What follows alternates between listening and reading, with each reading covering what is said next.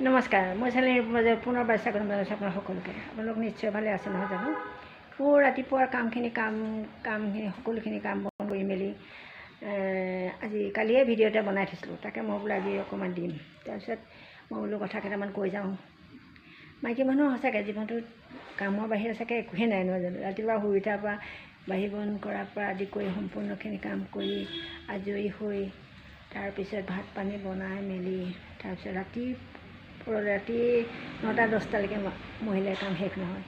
যিমানেই আপুনি চাকৰি নকৰক, যিমানেই পঢ়া শুনা নহওক, মহিলাৰ কামখিনি ঘৰৰ সকলোখিনি যাৱতীয় কাম কৰাৰ লগতে ঘৰখন কেনেকৈ সুস্থকৈ ৰাখিব পাৰি সেইটো এটা চিন্তা কৰিব লাগে।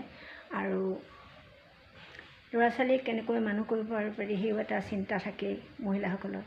আজিকালিতো বহুত কষ্ট হয় ল'ৰা ছোৱালীৰ লগত মাকবিলাক গৈ স্কুলত পঢ়ি থাকিব, আহি দৌৰাদৌৰিকৈ কাম কৰিব, দৌৰাদৌৰিকৈ বনাই মেলি খুৱাই থৈ গুচি যাব।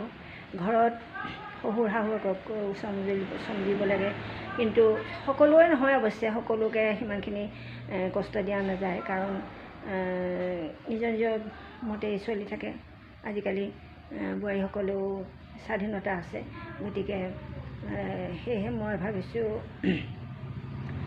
আমিও গোটেই ঘৰখনৰ কামবিলাকৰ সামৰি সুতৰি ৰাতি পুৱালৈকে আমি কি কৰোঁ কি নকৰোঁ সকলোখিনি আপোনালোকৰ আগত দেখাই যাওঁ। আপোনালোকে চাগে ভাল পায় না বেয়া পায় নাজানো, হয়তো কিছুমানে আমনি পায়, কিনো মহিলাসকলে কি ঘৰৰ এইবিলাক দেখুৱাই থাকে, কিন্তু আমি দেখুৱাই ভাল পাওঁ নহয় জানো?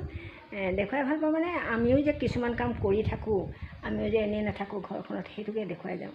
আমি যদিও ইমান বয়সস্থ হৈছোঁ, তথাপিও আমাৰ কিছুমান দায়িত্ব আহিছে, দায়িত্ব থাকে। গতিকে মই আপোনালোকক তাকেই দেখাবলৈ গৈ আছোঁ।